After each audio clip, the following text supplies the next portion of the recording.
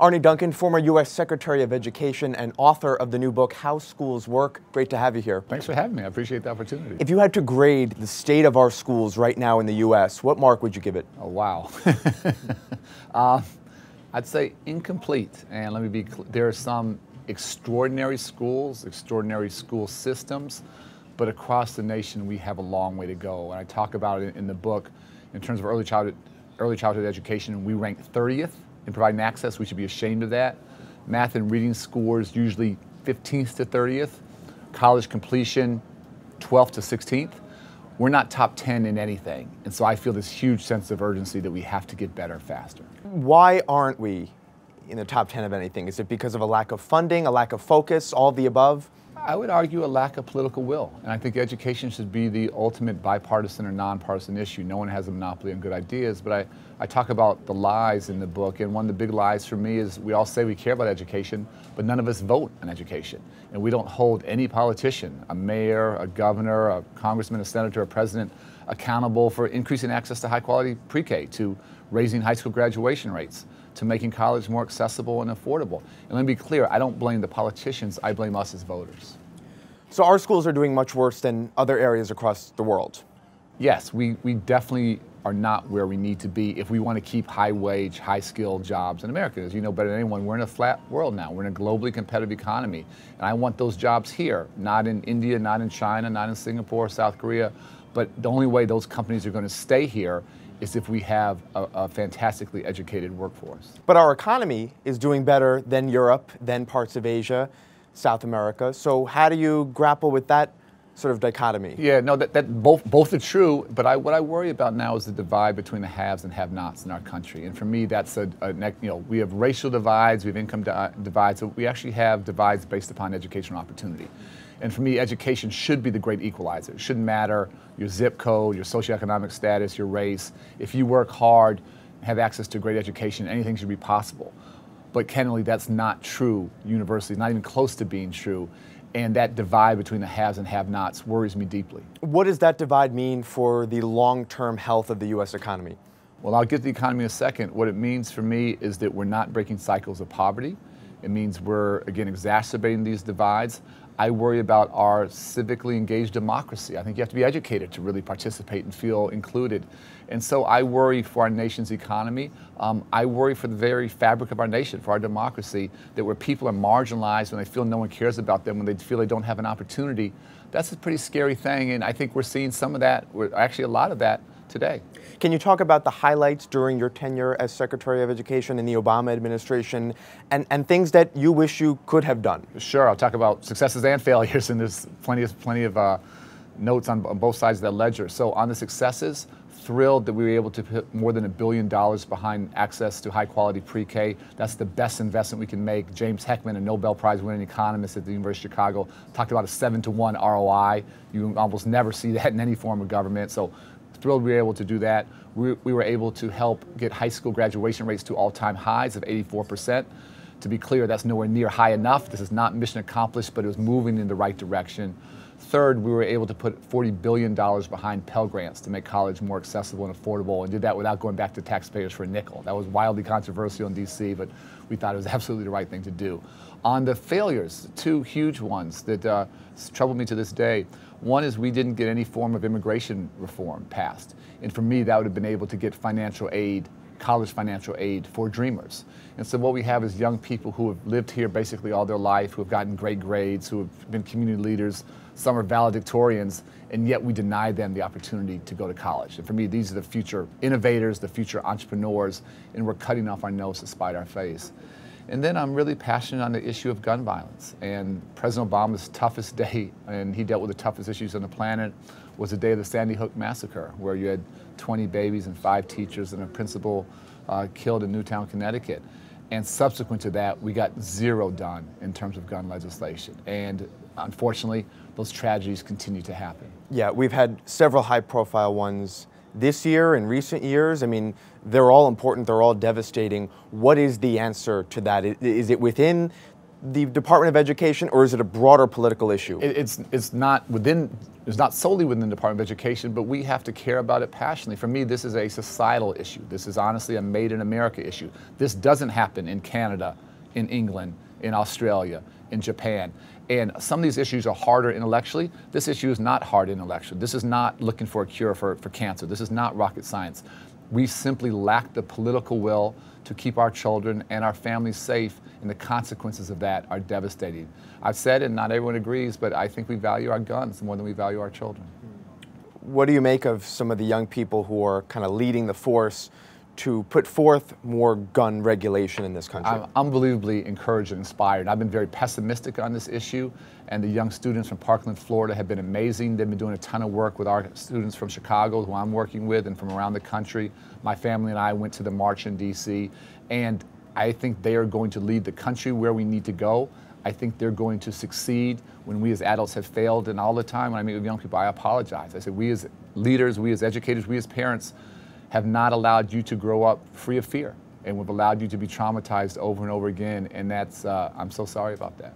What advice do you have to your successor, current Secretary of Education, Betsy DeVos? I have a lot of advice. I'm not quite sure she wants to hear it, but for me, again, education should be a bipartisan issue. I would love to see the country unite behind a couple big goals. First, we should commit to leading the world in access to high-quality pre-K so our babies can enter kindergarten ready to be successful. That's the foundation. That's the foundation. If that doesn't happen, children often don't catch up. They come into kindergarten at 5 years old, a year to 18 months behind, and never catch up. And I can draw a line from that failure at the start to future high school dropouts. Secondly, as I said, we got high school graduation rates to 84%. Thrilled with that. The current administration should set a goal of 90%.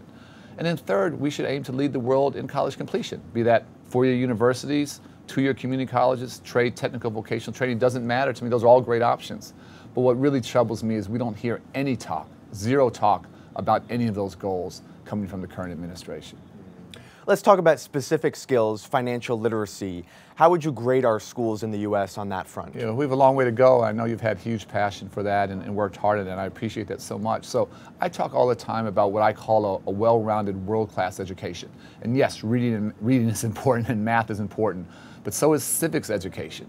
So is financial literacy. If we're serious about breaking cycles of poverty, if young people get a good education, get a good job, and still can't manage their money and are still spending more than they're bringing in, we're not actually breaking those cycles of poverty. The ability to code, the ability to enter the STEM fields where we know so many of the jobs of the future are there. These things should be available to every child, should be ubiquitous, and they're not. And again, for me, when it's available to some and not others, then we're actually, again, exacerbating that divide between the haves and the have-nots, and that troubles me.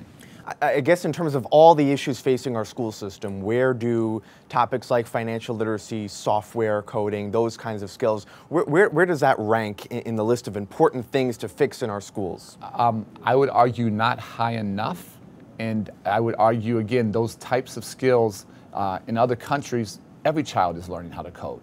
Every child, starting early on. Financial literacy is a given other places, and that, again, has to start to be the norm here, not the exception. Because there are studies that have been done in the U.S. that show only a handful of states, I mean, you can count them on your fingers, require students to take a personal finance course upon high school graduation. Some have economics, right, but I'm talking about actual financial literacy. And I'll give you a passion of mine as well, that in 1997, I helped start a small public school in the inner city on the south side of Chicago called Ariel Community Academy. It's a public-private partnership. It's a public school, but Ariel Investments, led by my best friend John Rogers, helped to do it. They help with after-school programming, they help with summer programming, but the most innovative piece of that is a financial literacy curriculum. And starting with our youngest children in kindergarten and first grade, they're being taught these principles. By the time they get to sixth grade, they're given real money, not play money, real money to invest in the stock market. They invest sixth, seventh, eighth grade. They have gotten some fantastic returns over the years, which has been amazing to see. And then at the end of that, they return the money to the incoming sixth grade class. They're able to keep a piece of the profits personally, and then they make a philanthropic gift to the community and to the school, because we're trying to teach kids that they can do those types of things. So it's been unbelievably powerful. We've had young people from that go into the financial industries, which given that community is very, very rare. And then not surprisingly, it wasn't the reason, that school does very well in math. So why can't that model be applied more broadly across the U.S.? And do you think you need help from the private sector, for some big donors to come in and say, hey, listen, we'll fund a stock market game, we'll fund this kind of stuff. We absolutely need that, and John and Melody Hobson and I have traveled the country talking about this. There has been lots of interest. There haven't been a lot of people sort of stepping up big time to try and make sure that kids, again, not just in high school, but literally starting in kindergarten and first grade, had those skills. And it's been interesting to see kids go home and help their parents with these skills, because this is often a very different world. And not different than coding or other things, or sometimes the young people are ahead of the adults. So I would love to see the private sector. I would love to see companies step up, adopt schools, adopt districts, have employees go in and mentor, and give kids access to this extraordinary world of possibility. Would you attribute maybe that to the rise of charter schools? Folks are saying, you know, we're giving up on public schools. It's not working. Yeah. Let's kind of go around the system and start charter schools. I sure hope not. And I'm a big fan of good charter schools, high-performing charter schools. I'm not a fan of poor-performing charter schools. But the truth is the vast majority of children in our country always have and always will go to traditional public schools. And so we need great charters and we need great traditional public schools. And they all need access to things like financial literacy and learning a foreign language and learning how to code. In terms of the coding issue, I mean, we always hear companies say how the job force, folks who are looking for jobs, just aren't skilled enough for the current openings, and that's been a problem. That obviously starts with education. Is there also an issue of getting the right teachers trained on these subjects? Yes, obviously teacher training and professional development is a part of this, but this is where, as a nation, those companies are going to hire somewhere, and they're going to hire, or they're going to hire, bring in, folks from other countries, or they're going to go to other nations, again, China, India, wherever it might be, where folks are taking those kinds of opportunities seriously. And the fact that we have, high-wage, high-skilled jobs like that right here in the United States that we can't fill, and I can't tell you how many employers I've talked to who say we would love to hire, but we don't have the workforce.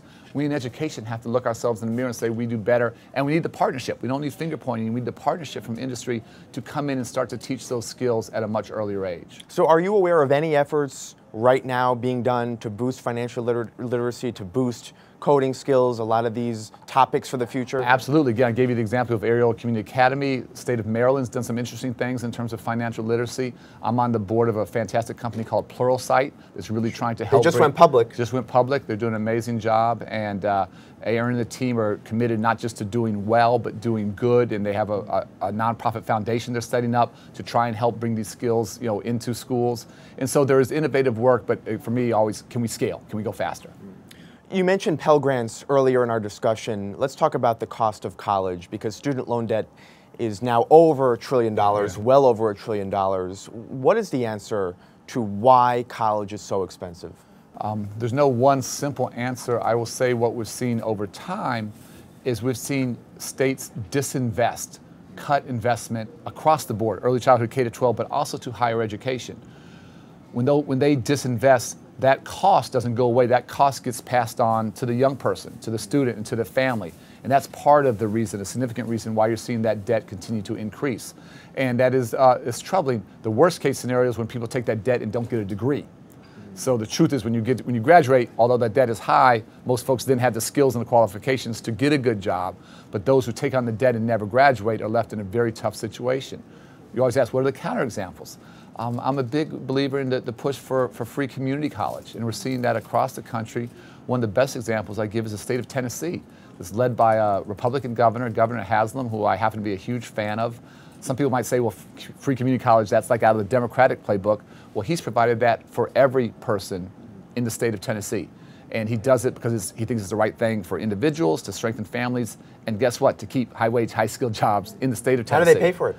He pays for it. I don't know the exact mechanism, but he again sees education as an investment, and that for me is the threshold question. Do we see education as an investment at every level or an expense? And I would argue it's the best investment we can make, and we have to educate our way to a stronger and more inclusive and upwardly mobile economy. Yeah, what's going to happen to that, $1.2 or $1.5 trillion worth of student loan debt? Will it eventually be forgiven by the government, or will it just linger? I don't think so. And again, what really troubles me with the current administration is where you see young people being defrauded by bad acting, bad apple, for-profit colleges. We were trying to forgive that debt, and they've walked that regulation back. And so there has to be consequences for bad behavior on the higher education side, particularly on the for-profit side, when they're taking vulnerable people and leaving them in a worse financial situation than when they started. Unfortunately, the current administration, and not to be political, but you sort of look at the example of Trump University that was a fraud, that may be their model. Well, Arne Duncan, certainly an important conversation, and we appreciate your time today. Thanks for the opportunity.